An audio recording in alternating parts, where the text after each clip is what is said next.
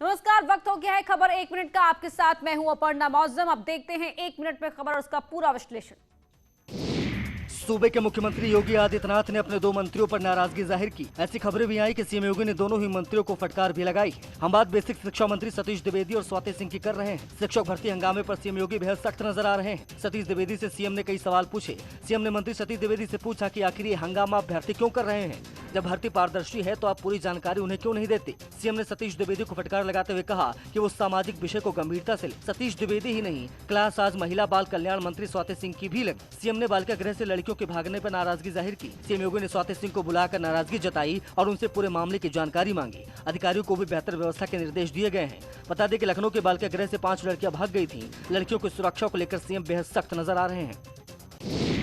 राष्ट्रपति रामनाथ कोविंद ने मंगलवार को कई राज्यों में नए राज्यपाल बनाए। कैबिनेट विस्तार के अटकलों के बीच अचानक हुए इस परिवर्तन से सियासत में खलबली मच गई। जानकारी के मुताबिक देश के कुछ राज्यपालों को ट्रांसफर करके दूसरे राज्यों में भेजा गया है, जबकि कुछ नए राज्यपालों की नियुक्ति भी की गई है। केंद्रीय मंत्री की जिम्मेदारी संभाल रहे थावरचंद गहलोत को कर्नाटक का राज्यपाल नियुक्त किया गया है।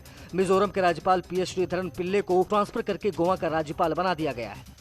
बंडारू दत्तात्रेय को हिमाचल प्रदेश से ट्रांसफर करके हरियाणा का राज्यपाल बनाया गया है, जबकि डॉक्टर हरिबाबू कंभमपति को मिजोरम का राज्यपाल बनाया गया है। मोदी सरकार ने राज्यपालों की नियुक्ति सभी वर्गों को ध्यान में रखते हुए किया है। राज्यपालों में सबसे ज्यादा SC, ST और OBC कम्युनिटी से लोग हैं। साथ ही महिला राज्यपाल के तौर पर बेबी रानी मौर्य उत्तराखंड की राज्यपाल हैं। नई नियुक्ति में देश के बड़े दलित नेता थावरचंद गहलोत को ही कर्नाटक का राज्यपाल बनाया गया है। वहीं ST कम्युनिटी से मंगू भाई पटेल को बनाया गया है, जबकि रमेश बैस, बंडारू दत्तात्रेय, गंगा प्रसाद चौरसिया आदि नेताओं को OBC कम्युनिटी से राज्यपाल बनाया गया है। लखनऊ के गोमती रिवर फ्रंट घोटाले के मामले में CBI ने देश भर में 40 ठिकानों पर छापेमारी की।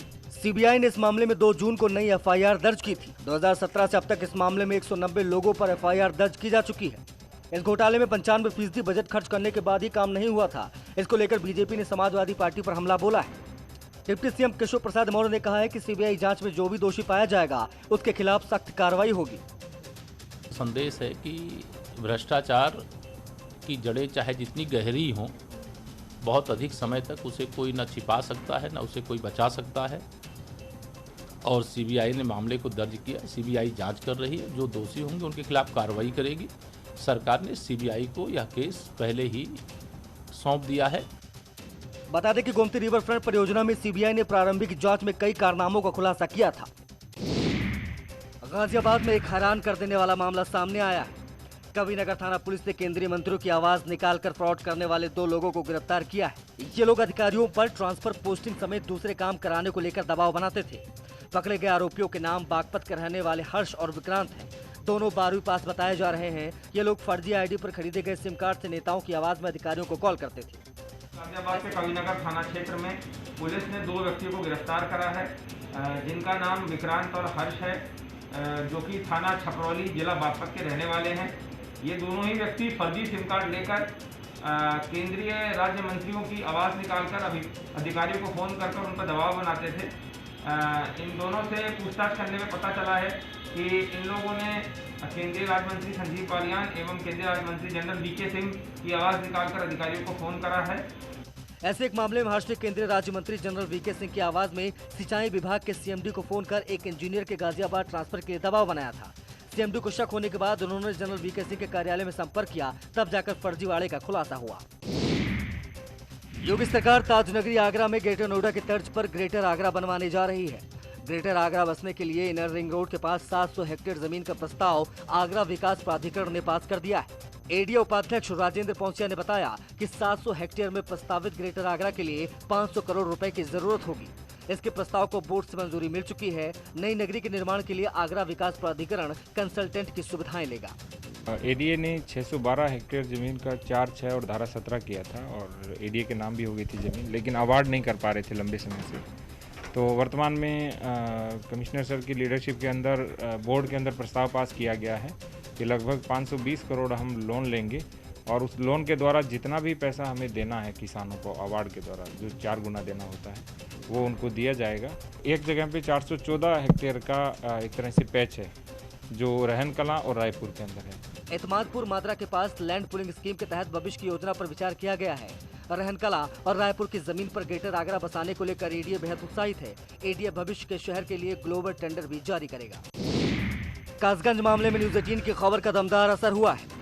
कासगंज में महिला सिपाही की खुदकुशी की कोशिश के मामले में अलीगढ़ रेंज के डीआईजी दीपक कुमार ने अपर पुलिस अधीक्षक को जांच सौंप दी है। डीआईजी दीपक कुमार ने पीड़ित महिला सिपाही से फोन पर बात भी की है। डीआईजी ने कहा कि 24 से 28 घंटे के अंदर जांच की जाएगी। जांच कमेटी में महिला पुलिस अधिकारी भी शामिल रहेगी और जो भी दोषी होगा उसके खिलाफ कड़ी कार्रवाई की जाएगी। जिस समय महिला पुलिसकर्मी ने यह आरोप एसएचओ को लगाए, तत्काल हमारे द्वारा एडिशनल एसपी के नेतृत्व में जांच के लिए एक टीम बैठा दी गई है और इस पूरे जांच में जो लैंगिक भेदभाव के आधार पर महिलाओं के संबंध में जो विशाखा केस का जजमेंट है, तो विशाखा मामले के आधार पर इस जांच टीम में एक महिला पुलिस अधिकारी भी शामिल है और गुण दोष के आधार पर हमारे द्वारा निर्देशित किया गया है कि 24 से 48 घंटे के अंदर इस पूरे मामले में जांच करके पूरी रिपोर्ट सौंपे। दरअसल महिला सिपाही ने कोतवाली प्रभारी राजेश कुमार मीणा पर प्रताड़ित करने का आरोप लगाया था, जिसके बाद उसने फांसी लगाकर खुदकुशी की कोशिश भी की थी।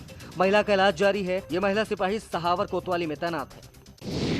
दावत इस्लामी को लेकर किए गए खुलासे के बाद से सूफी इस्लामिक बोर्ड के राष्ट्रीय प्रवक्ता कौसर हसन मजीदी को देश और विदेश में जान से मारने की धमकियां मिल रही हैं। कौसर हसन मजीदी का कहना है कि पाकिस्तान से लोग विभिन्न सोशल मीडिया प्लेटफॉर्म के जरिए उनको खत्म करने की धमकियां दे रहे हैं। इसको लेकर उन्होंने शिकायत भी दर्ज कराई। एक बड़ी लंबी फहरिस्त है धमकी देने वालों की, इसमें 1-2 लोग नहीं शामिल हैं। बिहार से, झारखंड से, पश्चिम बंगाल से, उड़ीसा से, महाराष्ट्र से, देश के विभिन्न स्थानों से और ख़ास तौर से बरेली नामक नगर के लोगों के बड़े धमकियों भरे मैसेज आ रहे हैं। और साथ ही जो सबसे बड़ी बात है और आश्चर्यचकित बात है कि पाकिस्तान के लोग फेसबुक मैसेंजर पर धमकियां दे रहे हैं। जो सूफ़ी मोहम्मद कौसर हसन मजीदी साहब हैं, इनके द्वारा शिकायत की गई है कि पाकिस्तान के दावत इस्लामी समर्थकों द्वारा फेसबुक मैसेंजर पर धमकियां इनको दी जा रही हैं। इसके संबंध में हम लोग जांच कर आवश्यक वैधानिक कार्रवाई सुनिश्चित करेंगे। बता दें कि सूफी इस्लामिक बोर्ड ने पिछले दिनों कानपुर के मुस्लिम बहुल इलाके में पाकिस्तानी संगठन दावत इस्लामी के सक्रियता को लेकर खुलासा किया था। शामली के कैराना में 5 गैंगस्टरों ने आत्मसमर्पण किया है। पुलिस एनकाउंटर के डर से सभी आरोपियों ने अपनी गिरफ्तारी दी है। ये सभी हाथ ऊपर उठाकर थाने में कोतवाल के सामने पहुंचे और भविष्य में अपराध न करने की कसम खाई। सरेंडर के बाद पुलिस ने सभी आरोपियों को गिरफ्तार कर जेल भेज दिया है। दरअसल बेहतर कानून व्यवस्था और निरंतर प्रभावी कार्रवाई के चलते अपराधियों ने खाकी के सामने घुटने टेक दिए और शामली में आपराधिक प्रवृत्ति के लोग अब अपराध से तौबा करते नजर आ रहे हैं। पुलिस के दबाव के चलते कैराना थाना क्षेत्र में 5 गैंगस्टर के अभियुक्तों के द्वारा थाना कैराना पर आत्मसमर्पण किया गया है। इन सभी अभियुक्तों के विरुद्ध पूर्व में हत्या का प्रयास, बलवा, चोरी, लूट इत्यादि के मुकदमे पंजीकृत थे। इन पर अंकुश लगाने के लिए गैंगस्टर अधिनियम के तहत कार्रवाई की गई थी। आज इनके विरुद्ध वैधानिक कार्रवाई करते हुए सुसंगत धाराओं में इनको जेल भेजा जा रहा है। गाजियाबाद में पुलिस ने एक युवक पर पिस्टल तानने वाले आरोपी आर्यन यादव को गिरफ्तार कर लिया है। दरअसल 5 जुलाई को मुरादनगर इलाके का वीडियो वायरल हुआ था, जिसमें आपसी विवाद को लेकर आरोपी ने दूसरे युवक पर पिस्टल तान दी थी। जिम में हुए विवाद के बाद आर्यन यादव ने दूसरे युवक पर धौंस जमाने के लिए पिस्टल निकाल दी थी और देखते देखते आरोपी की दबंगई का वीडियो सोशल मीडिया पर भी वायरल होने लगा था। आरोपी आर्यन यादव पहले प्रधान पद का प्रत्याशी भी रह चुका है। वीडियो सामने आने के बाद गाजियाबाद पुलिस ने खुद संज्ञान लेते हुए कुछ ही घंटों के अंदर आरोपी को चिन्हित कर लिया था। पुलिस ने आरोपी आर्यन यादव के पास से उस अवैध तमंचे को भी बरामद कर लिया है। कानपुर में एक लड़की से गैंगरेप का मामला सामने आया है। आरोप के मुताबिक कानपुर आउटर इलाके में पड़ोस में रहने वाले 2 सगे भाइयों ने एक नाबालिग लड़की को नशीली चीज सुंघाकर उसके साथ गैंगरेप किया। इतना नहीं, इसका वीडियो बनाकर लड़की को ब्लैकमेल भी किया गया। जब लड़की गर्भवती हो गई तो उसे गर्भपात की दवा खिला दी गई, जिसके बाद उसकी तबीयत खराब होने लगी। परिजनों को जब इसकी जानकारी हुई तो उन्होंने पुलिस से इसकी शिकायत की। एक पीड़िता के साथ दुष्कर्म एवं रेप का मामला प्रकाश में आया है। पीड़िता नाबालिग है। इस मामले में अपराध संख्या 144/21 धारा 328, 376D, 506 पंजीकृत किया गया है।